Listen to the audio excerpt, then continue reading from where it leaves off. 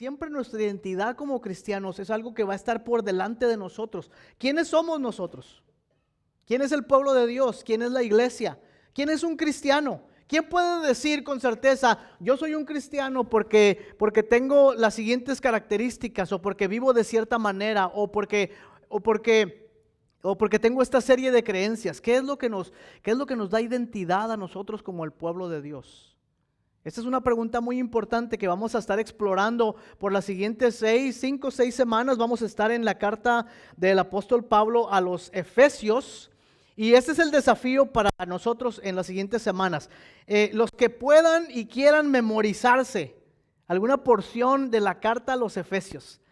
Les digo, la pueden leer, pero si les digo que la leen, pues en una semana la van a terminar de leer y luego se les va a olvidar. La pueden leer durante las siguientes 6 semanas y tratar de memorizar algunos versículos de la carta a los Efesios. ¿Alguien sabe algún versículo de la carta a los Efesios? A ver, Efesios 2, 8, 9 y 10, ¿quién lo sabe? Nadie. A ver, porque por gracia, si se lo saben, díganlo conmigo, porque por gracia sois salvos por medio de la fe, y esto no es de vosotros, sino que es un don de Dios, no por obras para que nadie se gloríe, porque somos hechura suya, creados en Cristo Jesús para buenas obras, las cuales Él predestinó antes de la fundación del mundo para que anduviésemos en ellas. Bien, ¿por qué no tomamos este desafío de estudiar la carta a los Efesios con esta pregunta en mente? ¿Quiénes somos los cristianos? ¿Qué nos hace tener una identidad? ¿Y cómo esta identidad se va a reflejar en el mundo en que vivimos? Esto es muy importante porque podemos ser cristianos que viven su cristiandad aquí adentro y podemos ser cristianos que son muy buenos para hacer iglesia y para hacer cosas cristianas, churchy things, ¿verdad? Pero ¿qué tal nuestra identidad como pueblo de Dios en el mundo que no es la iglesia? ¿Cuál es nuestra vida, nuestro comportamiento, las pláticas que tenemos, nuestro estilo de vida? Todo lo que refleje nuestra identidad como cristianos. Yo estoy convencido que en Estados Unidos la iglesia en este momento vive una crisis de identidad. La mayoría de los cristianos, por lo menos el 80% de los cristianos en esta nación, se identifican a ellos mismos por un partido político o por una serie de doctrinas o creencias que creen que eso es lo que los caracteriza como cristianos. Y hoy vamos a mirar en la carta de los Efesios durante estas semanas cómo el apóstol Pablo va a identificar a la iglesia, más bien le va a dar una identidad a la iglesia. Es que vayan conmigo a Efesios capítulo 1. Hoy vamos a dar una especie como de panorama de lo que es la carta de Efesios. ¿Alguien ha leído toda la carta a los Efesios alguna vez completa? Muy bien, 1, 2, algunos, qué bueno. ¿Qué les parece como otro desafío si la leemos, la leemos durante la semana y la logramos leer toda? Miren, de hecho, si uno se sienta a leer la carta a los Efesios en 25 minutos, termina uno de leerla completamente. Pero si quieren saborear, este es uno de los escritos de Pablo que son más coloridos, más poéticos, más profundos.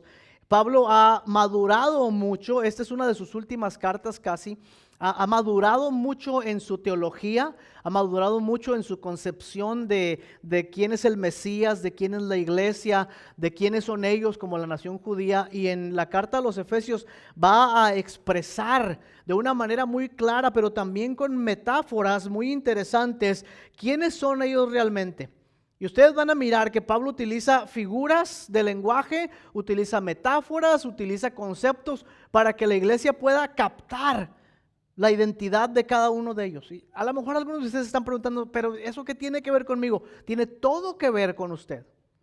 Porque conocer quiénes somos nosotros en Cristo es de hecho una de las cosas más importantes en la vida cristiana.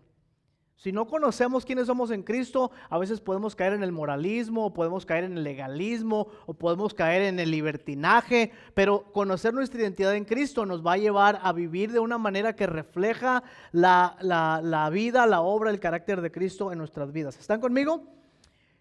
Capítulo 1 del libro de los Efesios, la carta a los Efesios. Déjenme les doy rápidamente un repaso, un resumen de lo que son cada uno de los capítulos. En el capítulo 1, Pablo va a recordar las obras de Dios, va a cimentar la fe de los cristianos en la obra del Padre, del Hijo y del Espíritu Santo. Les va a recordar las bendiciones de Dios, les va a hablar acerca de su identidad como cristianos, de su identidad en Cristo.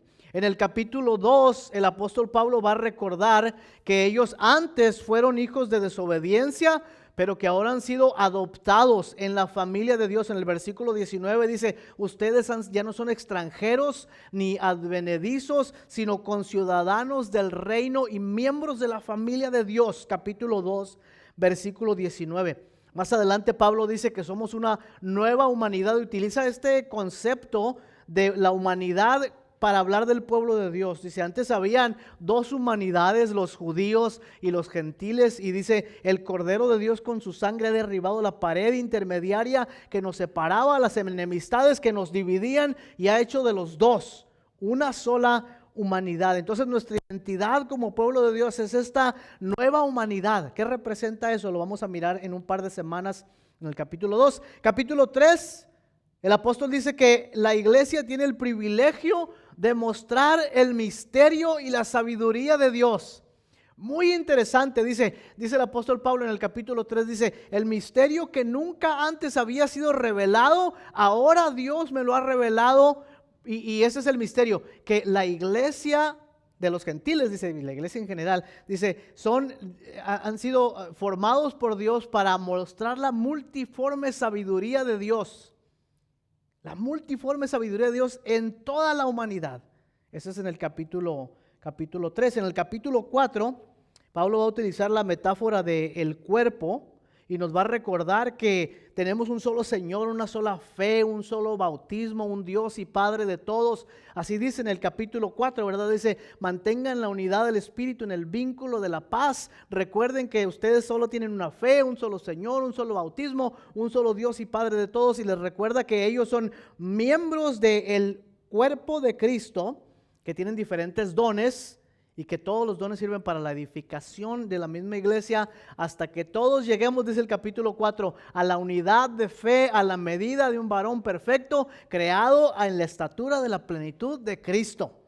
Ya ven que los voy adelantando con la memorización. Alcáncenme. Capítulo 5, uno de los que más me gusta. En el capítulo 5 dice el apóstol Pablo que somos la novia de Cristo.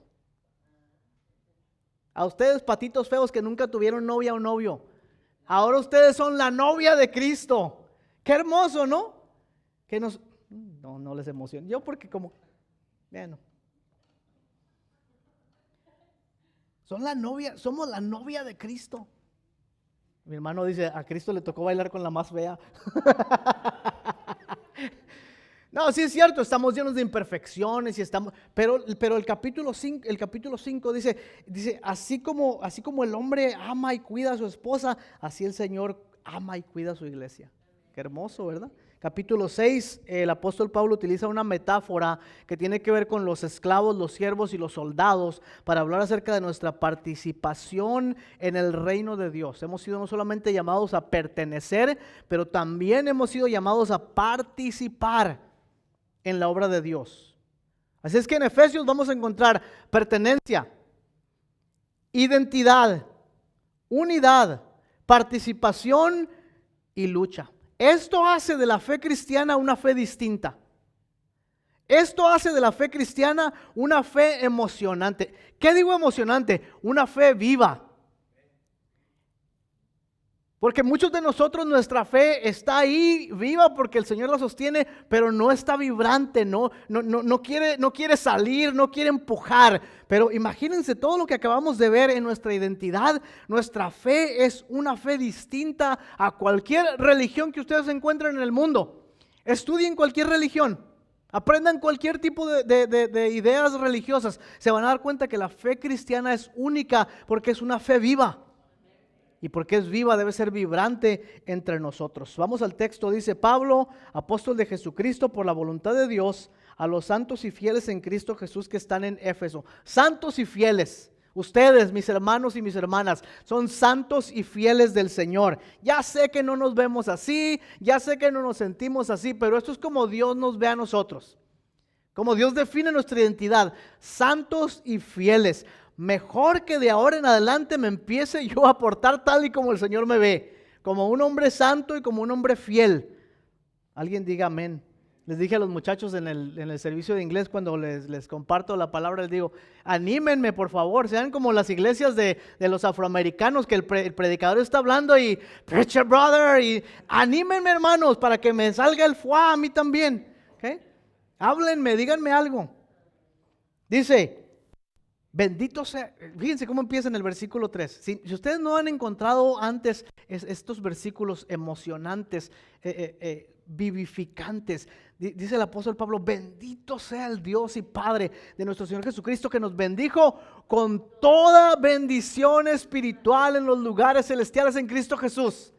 Bendito el Señor que nos da, dice, todo tipo de bendiciones espirituales en Cristo Jesús. Dice, en Él, según nos escogió en Él antes de la fundación del mundo, para que fuésemos santos y sin mancha delante de Él en amor. Nos predestinó, dice, nos escogió antes de la fundación del mundo, nos predestinó en amor para ser adoptados hijos suyos. Y luego dice, por el puro afecto de su voluntad. Porque Dios no necesita nada de ti y de mí, pero por el puro afecto de su voluntad, por su beneplácito, porque a Él le agrada, porque es bueno, porque es amoroso, nos escogió en Cristo Jesús para la alabanza de su gloria, de su gracia, con el cual nos hizo aceptos en el amado, en que tenemos redención por su sangre, el perdón de pecados. Estamos hablando de cosas más allá de nuestro entendimiento, ¿no es verdad?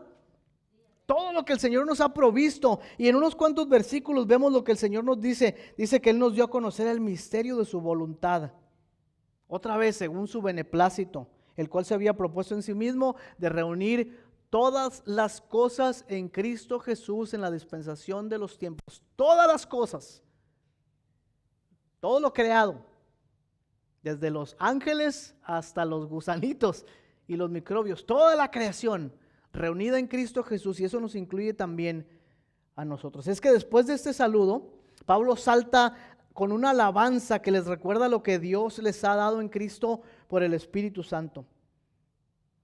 En otras palabras, Pablo les está diciendo que ellos ya no son la iglesia de la abuelita. Cuando yo era niño, mi mamá se convirtió en 1978, yo tenía 4 años. Ahí vayan haciendo cuentas, en 1978. Y en la iglesia de mi mamá, cuando nosotros, en la iglesia que crecimos, teníamos 15 reuniones en 7 días de la semana. No, ustedes piensan que estoy jugando, pero no, es cierto.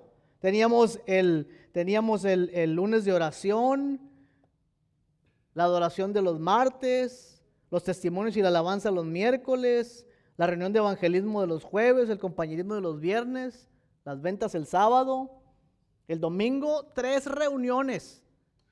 La reunión de la escuela dominical, la reunión de santidad le llamaban al mediodía, y la reunión de salvación en la tarde, y entre medio los jóvenes, y entre medio de la semana las mujeres y los varones. No, hombre, era una iglesia santa. Pues no tenían tiempo para nada más que para estar ahí en la iglesia, no podían ni pecar. No, no es cierto. Pero miren, las iglesias en la región de Éfeso estaban pensando en esta herencia que ellos traían de sus abuelos espirituales. ¿Quiénes eran? O sus papás espirituales. ¿Quiénes eran? Eran los judíos. Y los judíos les habían heredado a la iglesia gentil una herencia religiosa, teológica. Algunas cosas eran buenas, otras no eran tan buenas. Así como nosotros traemos una bolsa en nuestra espalda de creencias, de ideas que tienen que ver con el cristianismo o con otras ideas de la religión que hemos practicado o que nuestros padres han practicado. Y todavía practicamos algunas de esas. Algunas de esas son ajenas al cristianismo y las practicamos todavía, ¿no es cierto? Me dijo alguien el otro día que lo caché leyendo los horóscopos. Ay, es de juego nomás, me dijo. Ay, es nomás de pura así, de cosas de juego. Sí, ¿cómo no? Y todavía hay algunos que van a la comida china y de verdad creen que lo que dice la galletita de la suerte es lo que Dios quiere para sus vidas. ¿Cuál será la voluntad de Dios para mí? traemos una herencia teológica, una herencia de creencias, unas buenas y otras malas. Y el desafío para la iglesia en Éfeso es que ellos ya no están asociados con los judíos. Ya han pasado un tiempo considerable y ya ellos no están asociados con los judíos más que en herencia. Se preguntan quiénes somos. Somos una extensión de la iglesia judía, somos una nueva religión, somos un pueblo de segunda clase. ¿Quiénes somos nosotros? Y esta es una buena pregunta que la iglesia tiene que hacerse constantemente. ¿Quiénes somos nosotros? ¿Quién es Casa de Luz? ¿Qué nos define? ¿Cómo nos presentamos y cómo reflejamos lo que decimos que somos al mundo? La iglesia en Éfeso estaba batallando con esa cuestión de la identidad, igual que nos debe ocurrir a nosotros o nos ocurre también a nosotros. Los judíos tenían un templo, los gentiles no tenían un templo. Los judíos tenían la ley, pero los gentiles no tenían la ley. Los judíos tenían sacerdotes y levitas, pero los gentiles no tenían sacerdotes ni levitas. Y a lo mejor se preguntaban, ¿qué tipo de religión somos nosotros? ¿Qué tipo de movimiento somos nosotros? Y Pablo les recuerda, ustedes son el templo del Espíritu Santo. Ustedes son sacerdotes y levitas del Señor. Ustedes no tendrán una ley, pero tienen la ley de Cristo entre ustedes. Ustedes no tendrán un territorio nacional como los judíos, pero ustedes son el reino de Dios. Ustedes son la novia de Cristo. Ustedes son el cuerpo de Cristo. Pero una cosa importante que ellos tenían que recordar es que no son la iglesia de su abuelita o de la abuelita. Y usted y yo tenemos que recordar lo mismo también, porque muchos de nosotros, muchos cristianos, estamos atorados en un cristianismo que refleja las preferencias, los tiempos y los gustos de cristianos del pasado. Y está bien, algunas cosas de estas son buenas. Si ustedes conocen a alguien que le encanta la tradición, saben que soy yo, ¿verdad? Y unos cuantos otros aquí, pero yo soy un amante de la tradición viva de la iglesia. Me llena de esperanza eso. No estoy hablando de ese tipo de fe, estoy hablando de la expresión de la vida cristiana que a veces no tiene ninguna relevancia con la vida que tú y yo vivimos hoy. A ver, pensemos en esto pues por un momento. Si yo soy un hijo de Dios, una hija de Dios, si soy un cristiano, una cristiana, ¿cuál es mi expresión de este cristianismo en el mundo fuera de la iglesia? O a veces hasta dentro de la iglesia.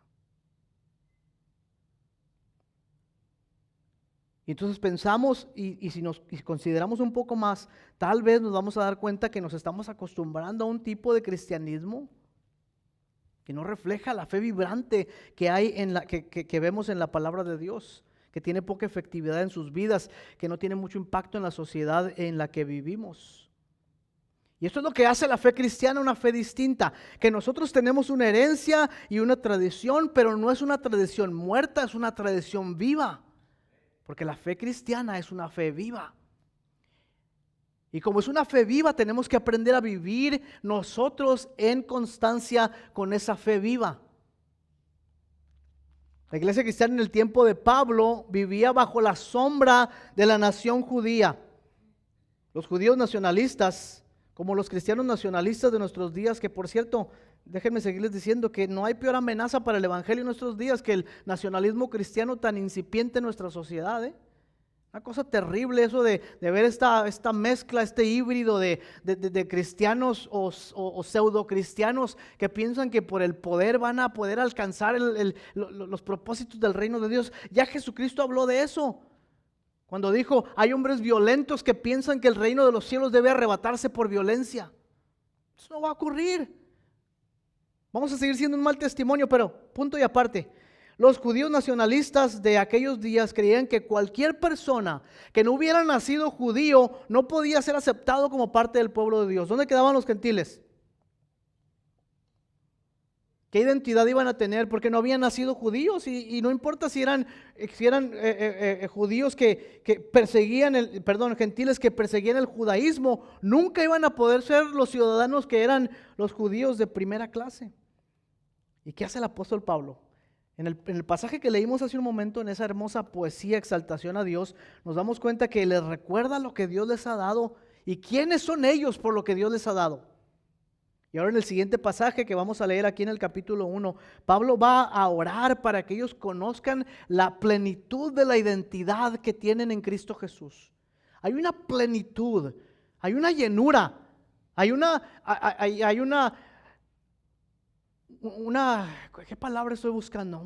Aparte de plenitud, llenura, una cosa hermosa cuando sabemos que pertenecemos a Cristo.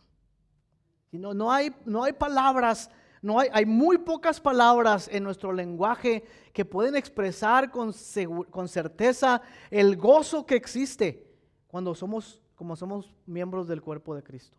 Miren, yo les dije el testimonio de la semana pasada, cuando estuve con mis hermanos allá en Cuba.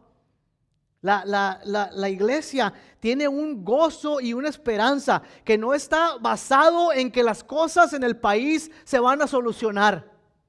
No. Es un gozo inexplicable. Es un gozo diferente.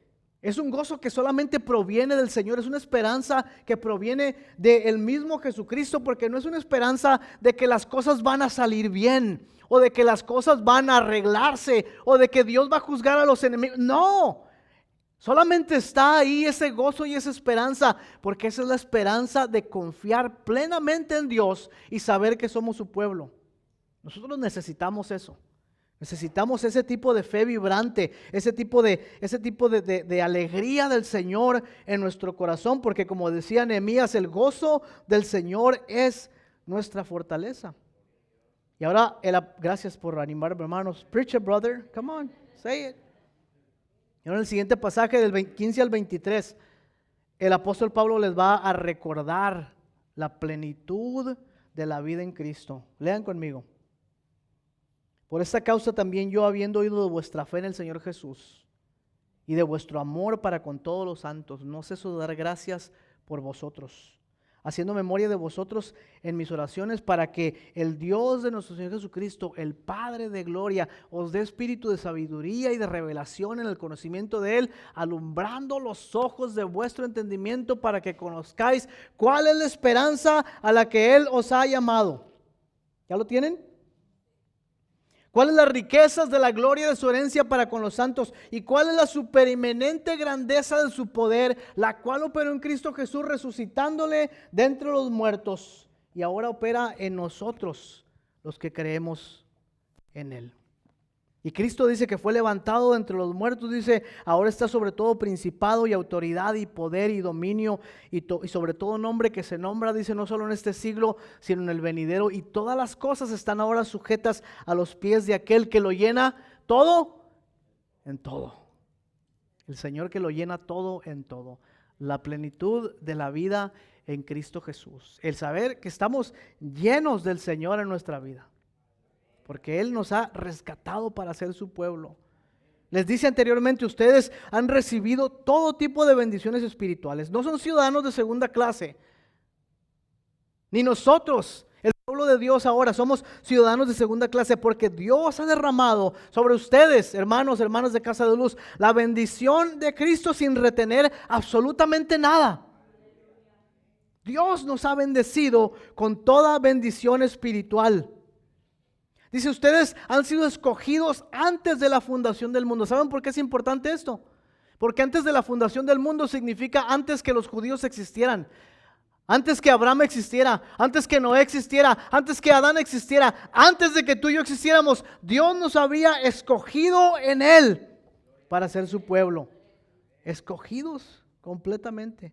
Después dice, fueron predestinados en amor, es decir, en la presencia de Dios, en el preconocimiento de Dios. Ustedes fueron elegidos en Cristo. Y la elección no falla, porque la elección es Cristo. Para los que luego piensan que Dios dijo unos sí y otros no, y tú para allá y tú para acá. Dios no es como nosotros. Dios eligió a uno, eligió a Cristo. Él es el elegido de Dios. Y en Él dice, ustedes que han creído en el Evangelio, ustedes han sido también elegidos por Dios. Y si tú estás aquí hoy, y si has estado viniendo, si has estado escuchando, aún si no has creído todavía, necesitas saber esto. Desde antes de la fundación del mundo, Dios te eligió en Cristo Jesús para que fueras suyo. Y ahora estamos Somos personas que han sido escogidas por Dios.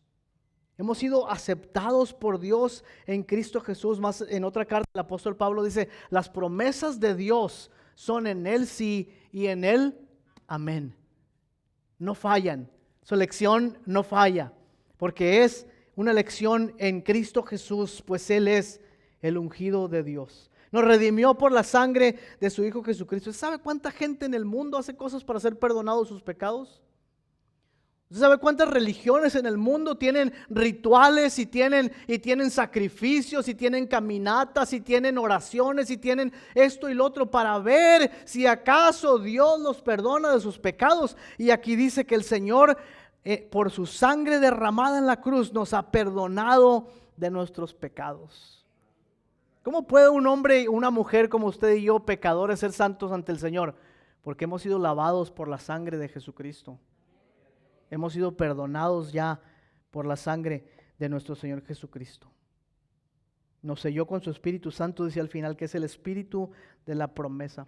¿Saben que Dios pudo haber elegido no hacer ninguna de estas cosas? Pudo haber dicho, y no quiero salvar a la humanidad, ya se perdieron.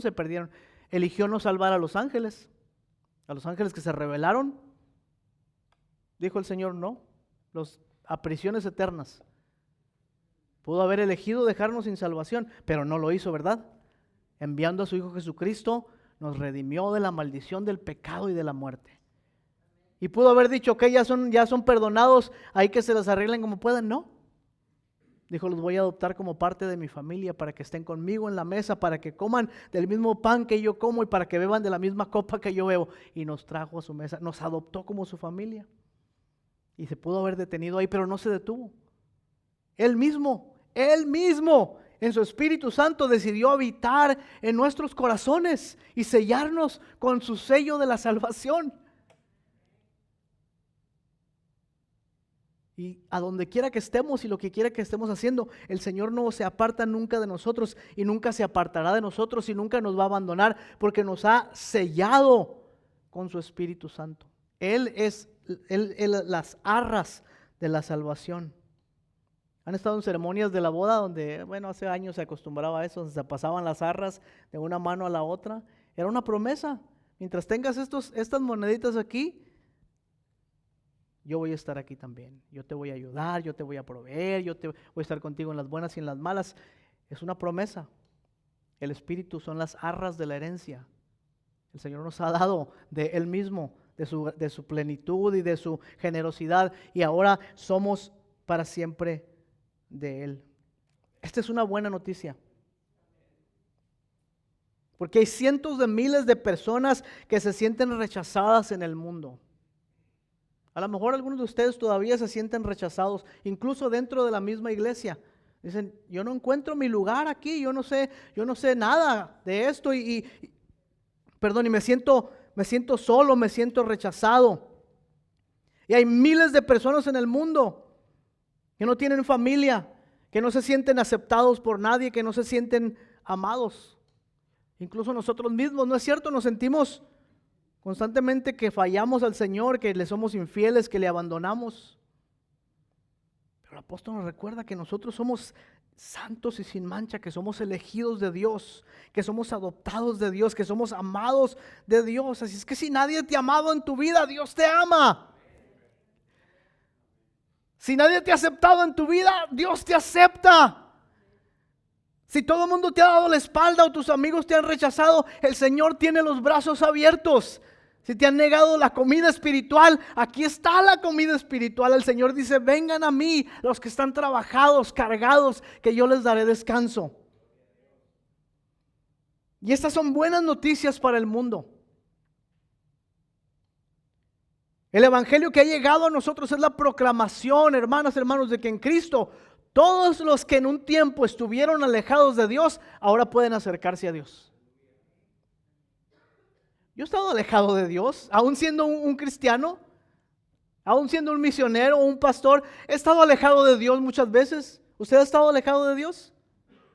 Por supuesto que sí. El pecado nos aleja de Dios, la flojera nos aleja de Dios, el dolor a veces nos aleja de Dios, pero esas son buenas noticias, que en Cristo Jesús Todos los que antes estuvieron lejos, ahora han sido acercados en Él. Todos los que no eran pueblo, ahora son pueblo. Todos los que no eran amados, ahora son amados. Ahora hemos recibido el amor del Padre y la gracia del Hijo y la promesa del Espíritu Santo, pues Cristo Jesús, el amado de Dios, el elegido de Dios, ha descendido desde los cielos para llevar en su carne el castigo de nuestro pecado.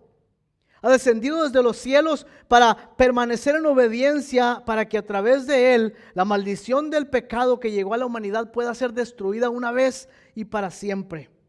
Él mismo ha pagado el precio y con su muerte y su resurrección nos ha elevado a una posición en la que estamos unidos a Dios en Cristo Jesús.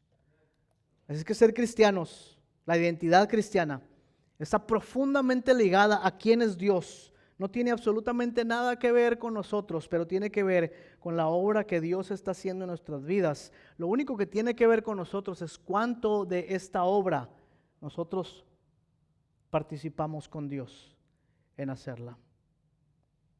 ¿Cómo nos invita Dios a reconciliarnos con Él, pero luego a reconciliar todas las cosas en Él? ¿Cómo participamos con nuestras vidas, con nuestras palabras, con nuestras relaciones, con nuestras buenas acciones, con nuestra humildad, con nuestro amor y respeto, con nuestros errores, con nuestras faltas? ¿Cómo proclamamos esta historia de que en el Señor ahora somos el pueblo de Dios, el pueblo que Él ama, el pueblo que Él ha recibido?